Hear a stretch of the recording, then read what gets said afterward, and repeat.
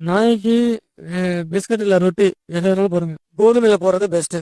கோதுமை ப்ரெட்டு இல்லை கோதுமை ரொட்டி இதில் வந்து நாய்க்கு வந்து போடணும். எந்த நாய்க்கு போடலாம்.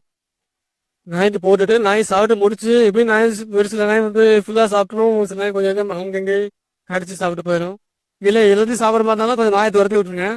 துரத்தி விட்டு அந்த நாய் சாப்பிட்டு அந்த மிச்சம் அந்த எச்சில் ரொட்டியை வந்து உங்கள் இடத்துல வந்து புதைச்சி வைக்கணும். உங்கள் வீட்டு வாசப்படியில் யாரும் புதைச்சி வைக்கிறாங்களோ அவங்க பெரிய பரிசு சொல்லிடுவோம். அவ்வளோதான். கோதுமை ரொட்டிங்க, பிஸ்கட்டு இல்லைன்னா பிரெட்டு, கோதுமை பிரெட்டு இது மாதிரி ஏதாவது வாங்கிங்க. எந்த நாய் வேணாலும் போடுங்க. நாய் சாப்பிட்டு கொஞ்சம் மிச்சம் மிச்சம் வச்சுன்னா பாருங்க. வைக்கிறதா துரத்தி விட்டுருங்க. அதை துரத்தி விட்டு கீழே இருக்கிறத கொஞ்சம் எடுத்து உங்க வீட்டு வாசப்படியில் போச்சிருங்க. இந்த வெள்ளிக்கிழமை சுக்கர உரையில பண்ணுங்க போதும். அதுதான் வாடகை வீட்டுல இருக்கிறவங்களுக்கு, அபார்ட்மெண்ட்ல வாடகை வீட்டுல இருக்கிறவங்களுக்கு வாசப்படியில் போச்சிருங்க. அவ்வளோதான்.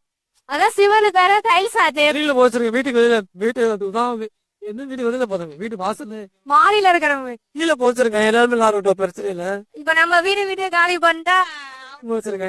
அதை எடுத்துட்டு போயிடலாமா? ஒரு பிஸ்கட் கூட வாங்க மாட்டேங்க.